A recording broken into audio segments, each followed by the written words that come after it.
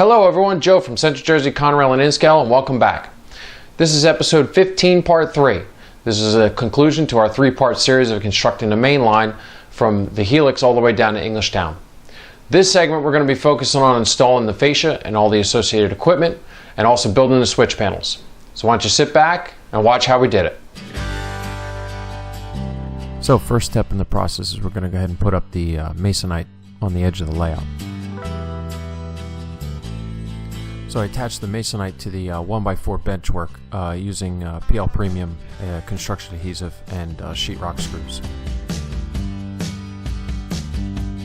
So in this area here, putting up the fascia, I didn't leave any overhang at the bottom, and also same with the helix, there's no overhang, it's just right to the edge of the 1x4s. But the rest of the layout, there's about 5 inches of overhang below the 1x4s.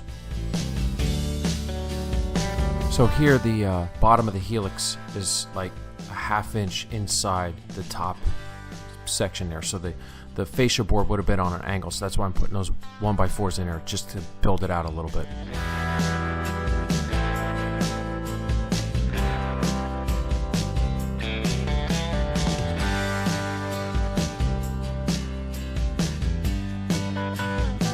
So all I'm doing at this point is I'm just using my jigsaw just to do some rough cuts and get it close so I don't have all that excess hanging off. And then I'll come back and neaten it up, trim it down and sand it. So the reason for the 5 inches of overhang at the bottom is I wanted room for the UP5 to go down low, but I wanted enough room that the top screws would go into the 1x4, so this way it would support the panel.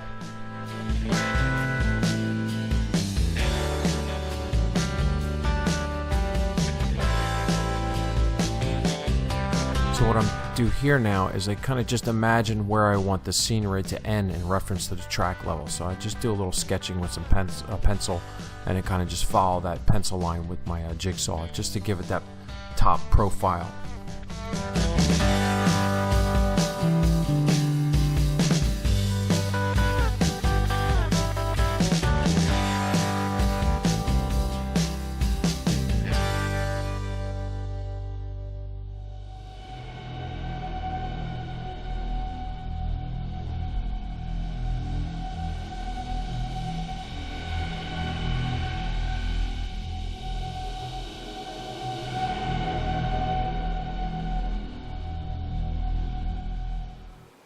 Okay, so there you have it. One little slip up with the jigsaw, cutting the profile on the fascia, and tore up a bunch of track. Luckily it's the passing siding in Sayrehurst, and I have a left-hand turnout on the way for another project, so hopefully it won't be down for too long. Not much I can do about it, it was just not paying attention, and there you have it.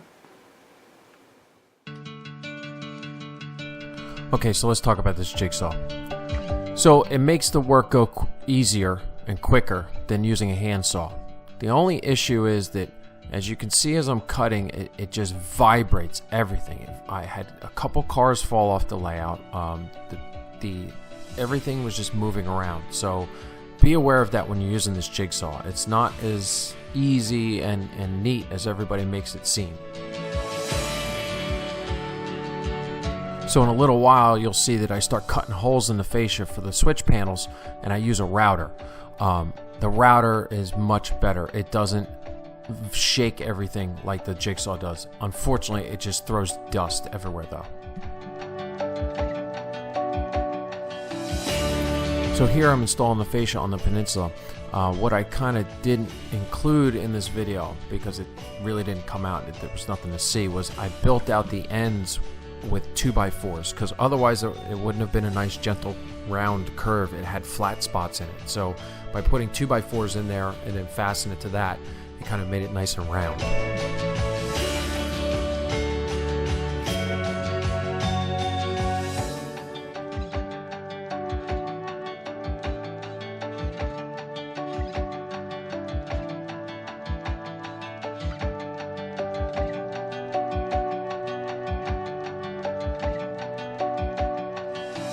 So now that the fascia's up, I'm just going back and I'm tweaking the profile in the sections that I skipped over. I'm sanding it, I'm using my Surefirm rasp, I'm using some sandpaper just to round it off and make it nice and smooth.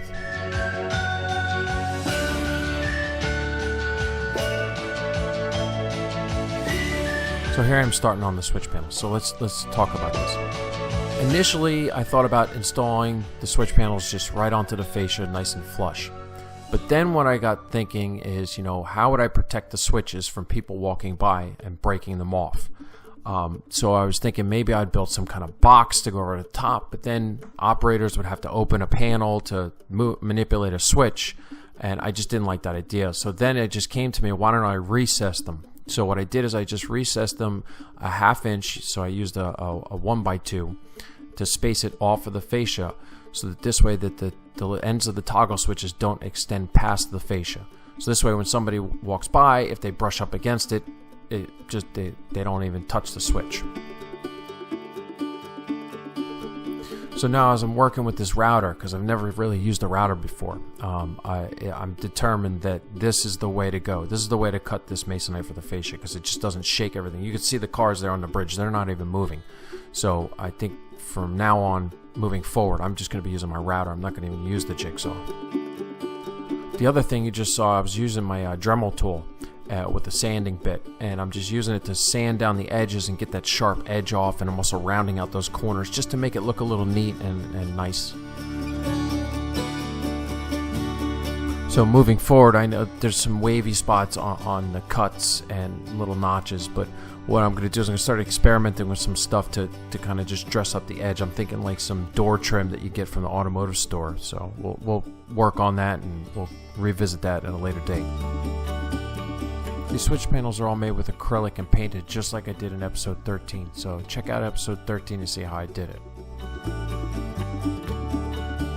Here I'm starting to cut the hole for the Digitrax UP5. Now I'm not going to go over the installation for the UP5s in this episode again, so you can go back and check it out in episode 13.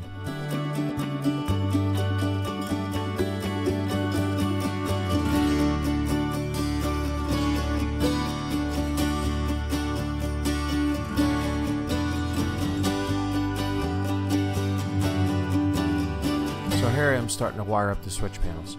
So right now I'm putting up all these part numbers for you from DigiKey. These are the parts that I use to put together my panels, so it's just kind of a recommendation. So I know it's hard for everybody to find these part numbers, so I'm just trying to help everybody out.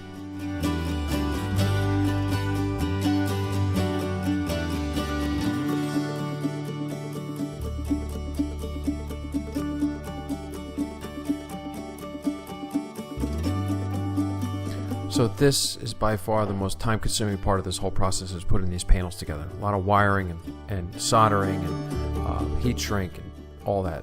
So I didn't get into the actual assembly of putting these panels together this episode, because all that work is behind the fascia, so there's not much to see. So check out episode 13 again and see how I put them together.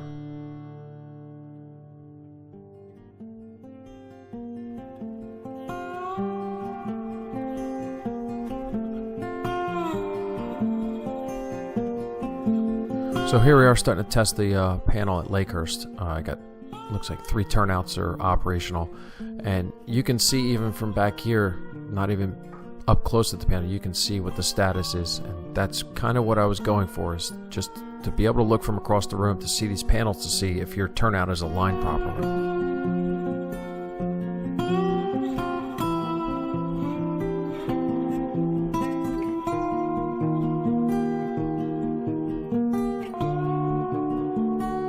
So I'm standing in Lakewood right now, and if you look to the left, that little satellite panel, that's the panel to control the turnout for the Southern Secondary, and then the one behind me that you keep catching a glimpse of, that's the panel, satellite panel for Glidden. The reason I did those small little panels there is because I wanted the turnout control right directly where the turnout was, so when you're standing there, you know what you're operating. Here I'm getting started on Spackle. So this coat here we're going to call the first coat. This is just to go over and cover the heads of the screws, and also to get my tape down and glue the tape down. After this, I went and did 2 coats. Good coverage to to level out everything.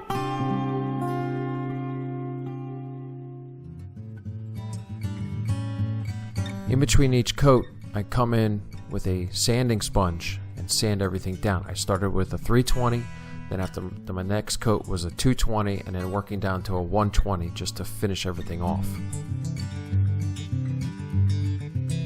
And then after those 2 coats were done, I came back with a third, my final coat, which is really thin, just to skim off the top and finish everything off and make it look smooth.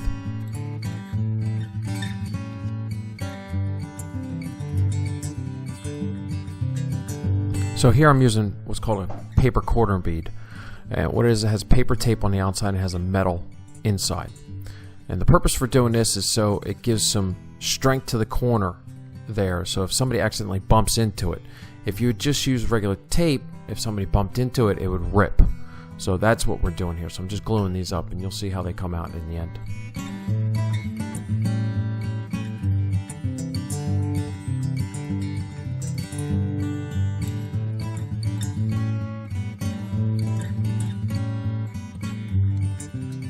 Okay, so now we're jumping ahead. I have 2 coats of spackle on there, plus that first coat. And what I'm doing is I'm just going over with the 120 grit, and I'm just getting it all nice and ready to go and getting out all those ridges. Now, as you watch this, I'm putting up this final coat of spackle. It's really, really thin. It's almost transparent. And as I'm doing it, I'm noticing that it's not enough. It's just not coming out the way I wanted it to. So I ended up doing another final coat. So there's actually 4 coats of spackle plus our initial coat.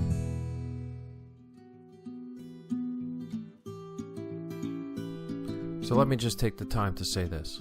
For all you tradespeople out there, your general contractors, your union carpenters, the guys who are working with tape and spackle every day, my hat's off to you. I could not do this every day for a living. It's dirty, it's time consuming and tedious. So spackle is quickly becoming my least favorite thing to do in the layout room.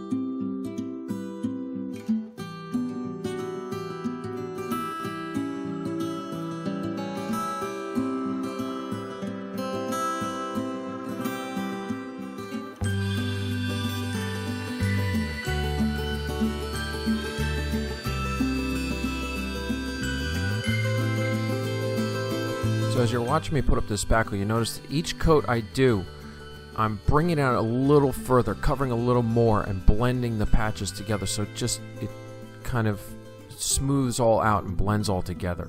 And that's really the key that we're looking for here when we're doing our spackle.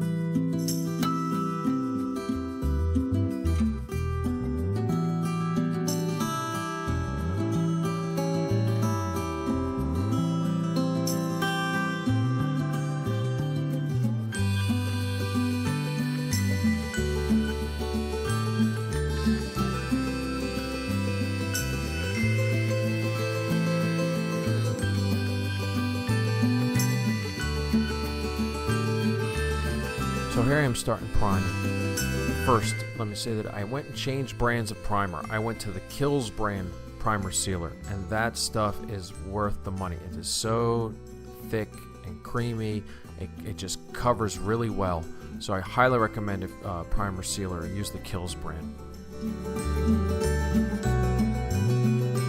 Another thing about the primer, as you're going along, just like when we did the valance, make sure you're watching for any irregularities in your spackle. Correct it before you put the primer on, because once you get the primer and paint on, it's just going to be that much more difficult to fix. So with that being said, even though I've gone through this whole process, I still found spots where my spackle was just not perfect. So I'm not going to stress about it. I'm going to let it sit. The reason you want to let it sit is because, spackle has a tendency to shrink or crack, and you're going to have to fix that. So when I go back to fix those spots, that's when I'll fix the spots that I already know about. Okay, so now it's time to put up some color. So I'm flashing up the paint cards for the paint I used. The color name is Gaucho. It's a Valspar product from Lowe's, and I used interior flat. I went with interior flat so that this way, during photography and videography, there's no shine on the fascia.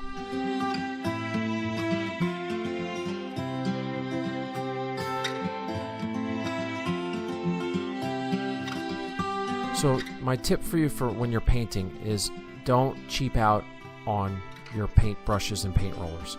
I bought the top line, most expensive, best quality trim brush, and I bought good Worcester rollers, and it just makes all that much difference. It makes the paint go on that much smoother, that much nicer, and with a good trim brush, you'll watch me do my trim along the baseboard. It just goes so much nicer, so much smoother, and there's a lot less cleanup.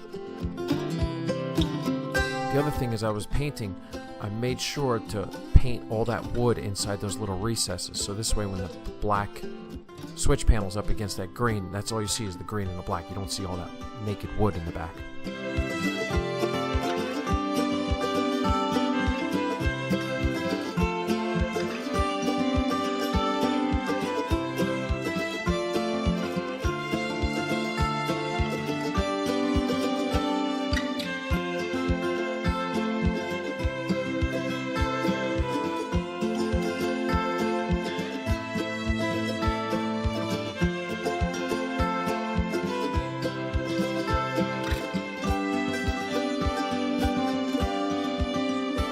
So here, you're only seeing one coat of paint going up. I actually had to do two coats just to make sure, because there's always little spots that show through. But it went on really good, and the reason I think is because of the primer. The primer makes all the difference in coverage, so I really recommend it. Even though these paint products say that they're paint plus primer, I still like going with a primer before I start painting.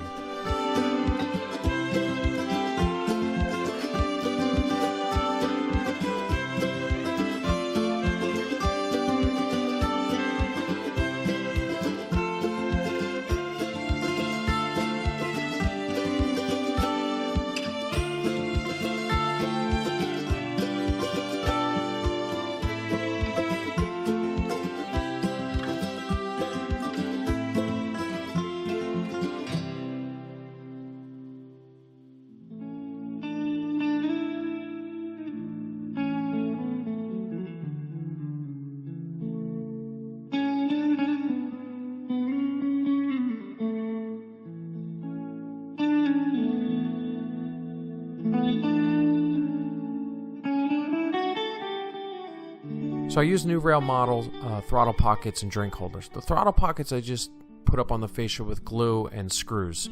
I didn't really worry about anything supporting behind it because, the throttle's not really that heavy. But the drink holders I made sure to put into the 1x4s behind the fascia, so when you put a heavy coffee cup or something, it doesn't break. And then the bill boxes I just attached to the fascia using Velcro.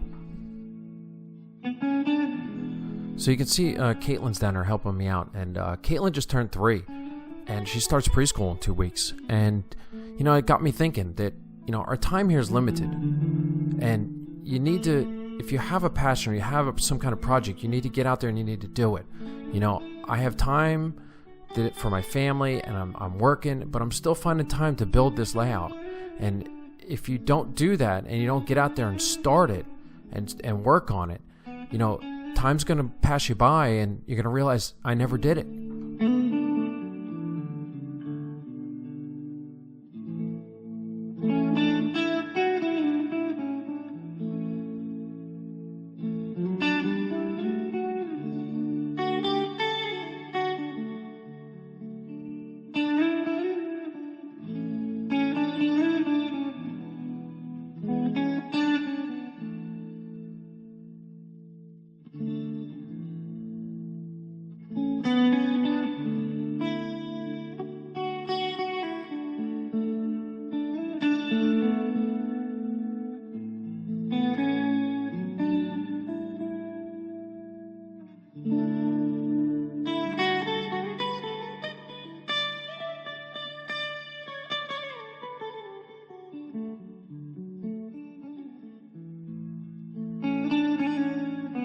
Okay, so that wraps it up. So I have the fascia installed, I have all the bill boxes installed and the throttle pockets, so now I can start running some trains and we can start doing some ops. There's still little things to get done. I still have to finish the freehold switch panel over my shoulder. I got 3 more tortoises to install, and then I have to go over to Tom's River Industrial and I have to build that panel still. and then there's still the panel over this side here for the staging area for the Southern Secondary. So I'm going to pick away at that over the next couple nights. But you know, I just didn't want everybody to get kind of, you know, bored at looking at building switch panels, because there's not really much to see because everything's worked behind the fascia. So when I built the fascia and I set up my layout, you know, you read books and recommendations from magazines and other modelers who they say, you know, your fascia should be a certain way. It should be, you know, nothing obstructing the view. And you know, I kind of have gone against conventional wisdom, and you know, my personal opinion is I like to have things within reach. You know, I like to have my bill boxes right there, and I like to have my clipboard hangers and places to put my throttle pockets, you know, convenience factor, so when I'm operating, it's actually fun. You know, I'm not looking for somewhere to put my drink down because I put drink holders in. You know, these are the things that I did, and I'm tailoring the layout to my personal preferences. You know, so just keep that in mind when you're putting together your layout. Build it to how you want to build it. Don't build it because somebody else told you to do it that way. That's the biggest thing that I did when I was putting together the fascia. The color. So let's talk about this color. I mean, I fell in love with this color when I put it on the fascia. All I did is I went to Lowe's, and I had my cell phone in front of me. I was looking at pictures of CTC machines on my phone. The light color in Lowe's is very similar to the light here in the layout room, so I wasn't stressing about that. And I kind of just eyeballed it, and that color palette just jumped out at me. And when I got it on the layout, on the fascia, it looked really good. But then it got real confusing, you know, when I had the white valance over the head, the blue sky in the middle, and then the green, and then I saw that off-white color that I had painted on the wall, and it kind of just was like, didn't make sense. It just didn't feel right. But then I had one of those eureka moments where I was sitting down on the floor trying to scratch my head, and I just said, let me try painting that color down underneath. And I think you know, you start seeing me painting, and I've already got a big block over in the corner under Tom's River. And once I did that little block, I'm like, oh, that's it. That's what I need to do. So it came out really good. Unfortunately, you know, I am going to put a curtain up, so most of it's going to be obscured, but you know, the center peninsula underneath is still you're gonna see the color, so it'll make sense. So you know, when you step back and you look at it, it kind of gives you that feeling that it's an old CTC machine, you know, from the 50s and 60s, but the layout is sitting on top of the CTC machine, and that's really what I was kind of aiming for. And I think I hit a home run when I picked out this color, because it all brought it together. So I hope everybody gets my vision and agrees with me, because I'm very happy with the way it turned out. Okay, so now let's talk about where we're headed. So for now, over the next week or two, I'm going to be finishing up these panels, like I said. I'm also going to be, I got that DCC decoder install video. It's actually almost done as I'm filming this right now. And so that'll be coming out for you. Then we're going to move into episode 16, which will be next, and that's going to chronicle the Tom's River Industrial from beginning to end. I've already gone over that topic, so I'm not going to beat a dead horse. Then I think after episode 16, I'm going to take a little break, because this amount of work that I took on is really just, it kind of wore me down, and I want to take a break and just sit back and relax and try running some trains and some ops. So I think I'm going to take like a 2, 3, 4 week break. I'm going to kind of leave it open-ended after episode 16, but I'm going to be doing, like I said, I want to do an op session with you guys on YouTube and walk you through some deliveries on the SA37. And then after I come back from that short little breather time, I'm going to get right into episode 17. We're going to be constructing the junction underneath the big helix.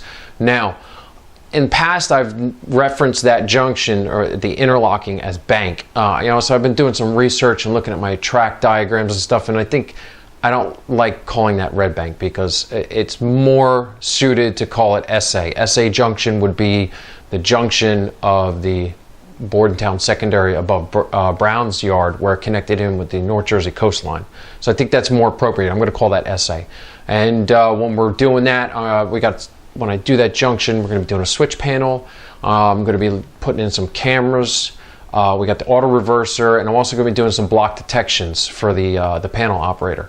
So we're going to do that together, because I've never done anything with block detection. So I think that's going to be fun for us to kind of, you know, learn it. We'll all learn together as we go along. So look for that in episode 17. So in closing, I've been last couple times I've done some Facebook Live events. I'm kind of getting into that on the Facebook Live side. So if my YouTube subscribers, if you have a Facebook account, make sure you come on over and check out the Facebook Live events. We can chat. You can ask questions as we go. I'm really getting into the Facebook Live portion, and it's working out really well. Otherwise, thanks for following along. I hope everybody picked up some tips and techniques, and we'll see you next time, episode 16.